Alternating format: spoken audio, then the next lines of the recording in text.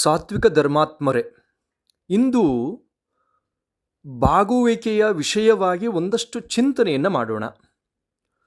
ನಾವು ಭಾರತೀಯರು, ಬಾಗುವವರು.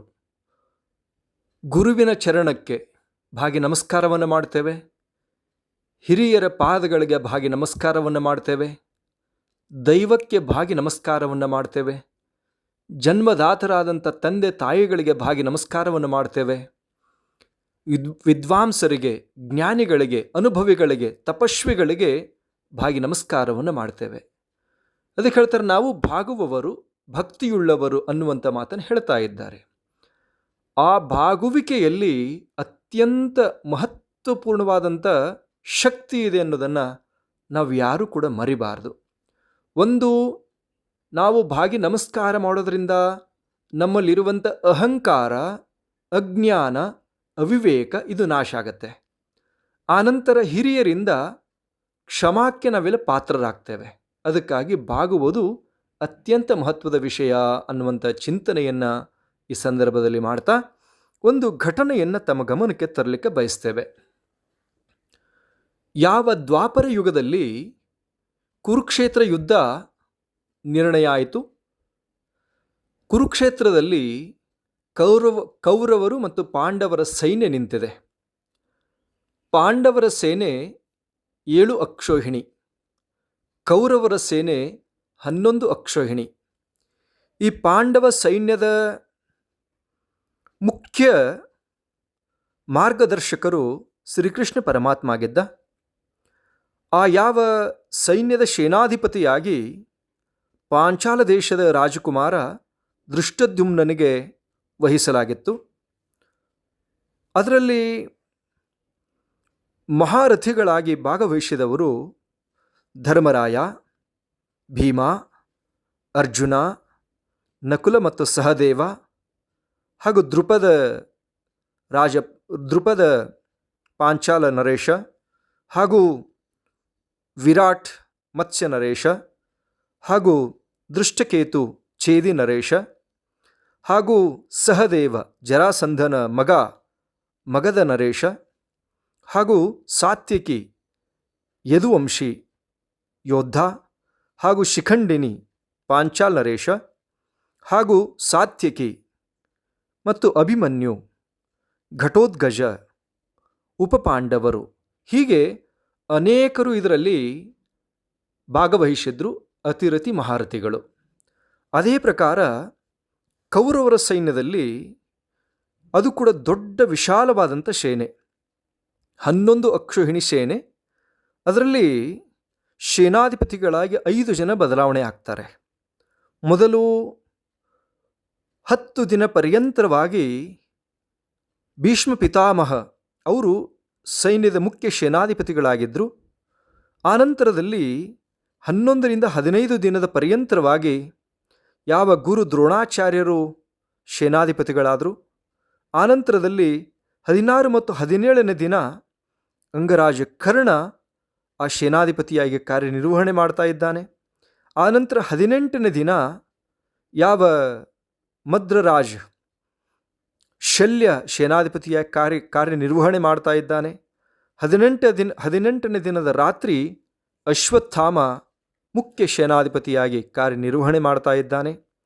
ಅದರಲ್ಲಿ ದುರ್ಯೋಧನ ಮತ್ತು 99 ಜನ ಸಹೋದರರು, ಅಶ್ವತ್ಥಾಮ, ಕೃಪಾಚಾರ್ಯ, ಆನಂತರ ಕೃತವರ್ಮ, ಜಯದ್ರಥ, ಗಾಂಧಾರ ರಾಜ ಶಕುನಿ, ಭೂರಿಶ್ರವ ಅನ್ನುವಂಥ ಅನೇಕ ರತಿ ಮಹಾರಥಿಗಳು ಆ ಕುರುಕ್ಷೇತ್ರ ಮಹಾಯುದ್ಧದಲ್ಲಿ ಭಾಗವಹಿಸಿದರು.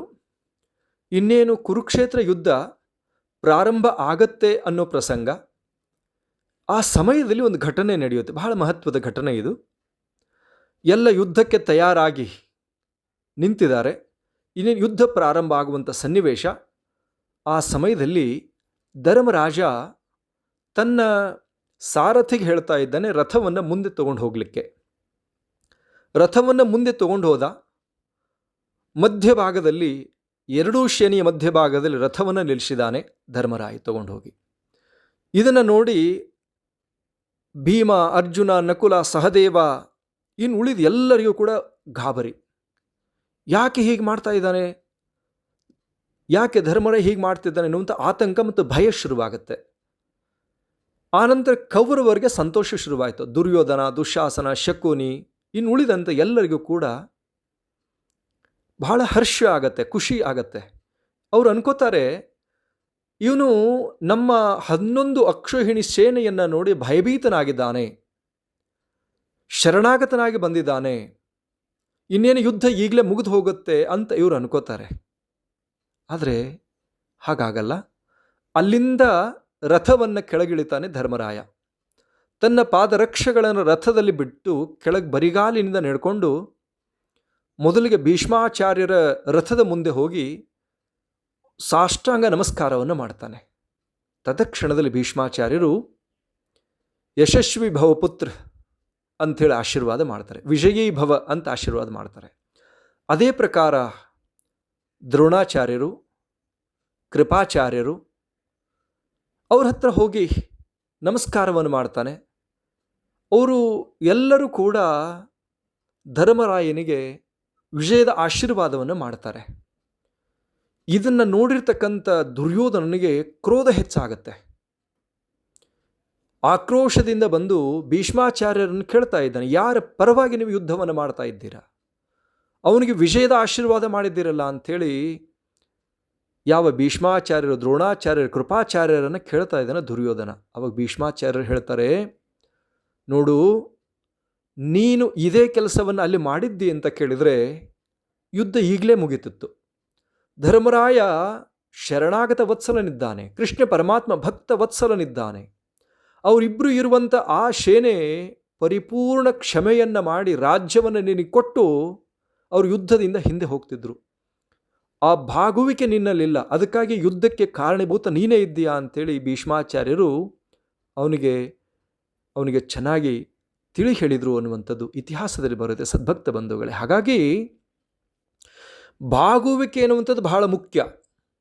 ಒಬ್ಬ ಮನುಷ್ಯ ಶರಣಾಗತನಾಗಿದ್ದಾನೆ ಅಂತ ಕೇಳಿದಾಗ ಅವನ ಗೌರವಕ್ಕೆ ಧಕ್ಕೆ ಬರಲ್ಲ, ಅವನ ಪ್ರತಿಷ್ಠೆ ಹೆಚ್ಚಾಗತ್ತೆ, ಅವನ ಗೌರವ ಹೆಚ್ಚಾಗತ್ತೆ.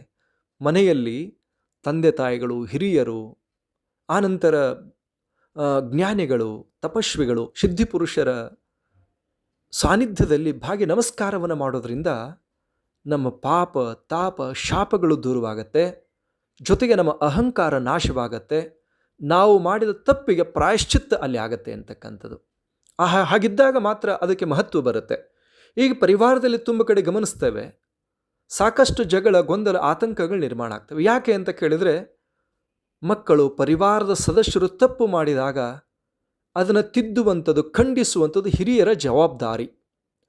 ಆ ತಪ್ಪನ್ನು ತಿದ್ದಲಿಕ್ಕೆ ಹೋದಾಗ, ಆ ತಪ್ಪನ್ನು ಖಂಡಿಸಲು ಹೋದಾಗ ಅವರು ತಿದ್ದುಕೊಳ್ಳಿಕ್ಕೆ ತಯಾರಿಲ್ಲ, ತಪ್ಪಾಯಿತು ಅಂತ ಕೇಳಲಿಕ್ಕೆ ತಯಾರಿಲ್ಲ, ಕ್ಷಮಾ ಯಾಚನೆ ಮಾಡಲಿಕ್ಕೆ ತಯಾರಿಲ್ಲ, ಅವ್ರ ಜೊತೆಗೆ ಜಗಳಕ್ಕೆ ನಿಂತು ಬಿಡ್ತಾರೆ. ಹಾಗಾಗಿ ಅದರಿಂದ ದೊಡ್ಡ ಘರ್ಷಣೆಗಳು ಆಗತ್ತೆ. ಅಷ್ಟೇ ಮಾಡಿದ ತಪ್ಪನ್ನು ಒಂದಷ್ಟು ತಿದ್ದಿಕೊಂಡ್ರೆ, ಕ್ಷಮಾಯಾಚನೆ ಮಾಡಿದರೆ ಆ ಸಮಸ್ಯೆಗೆ ಪರಿಹಾರ ಅಲ್ಲೇ ಸಿಕ್ಕಿಬಿಡುತ್ತೆ ಅಂತಕ್ಕಂಥದ್ದು. ಹಾಗಾಗಿ ಯಾರು ನಮ್ಮ ತಪ್ಪನ್ನು ತಿದ್ದುವಂಥ ಪ್ರಯತ್ನ ಮಾಡ್ತಾರೋ ಆವಾಗ ನಾವು ಶರಣಾಗತ ಭಾವದಿಂದ ಇರಬೇಕಾಗತ್ತೆ. ಹಾಗಿದ್ದಾಗ ಸಮಸ್ಯೆಗಳಿಗೆ ತನ್ನಿಂದ ತಾನೇ ಪರಿಹಾರ ಸಿಗುತ್ತೆ ಅಂತಕ್ಕಂಥದ್ದು.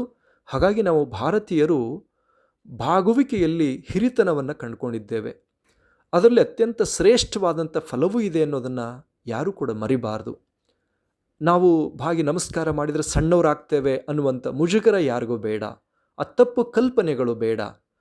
ಹಿರಿಯರ ಮುಂದೆ ಬಾಗಿದಾಗ ನಮ್ಮ ಇಷ್ಟಾರ್ಥಗಳು ಸಿದ್ಧಿಯಾಗೋದಷ್ಟೇ ಅಲ್ಲ, ನಮ್ಮ ಪಾಪವೂ ಕೂಡ ಪರಿಹಾರ ಆಗುತ್ತೆ ಅನ್ನೋದನ್ನು ಈ ಸಂದರ್ಭದಲ್ಲಿ ತಮ್ಮ ಗಮನಕ್ಕೆ ತಂದು, ಬಾಗುವಿಕೆಯಲ್ಲಿ ಅತ್ಯಂತ ವಿಶಿಷ್ಟ ಶಕ್ತಿ ಇದೆ ಅಂತಕ್ಕಂಥ ಮಾತನ್ನು ಈ ಸಂದರ್ಭದಲ್ಲಿ ತಿಳಿಸ್ತಾ ಇದ್ದೇವೆ. ಓಂ ಶಿವಂ ಭೂಯಾತ್.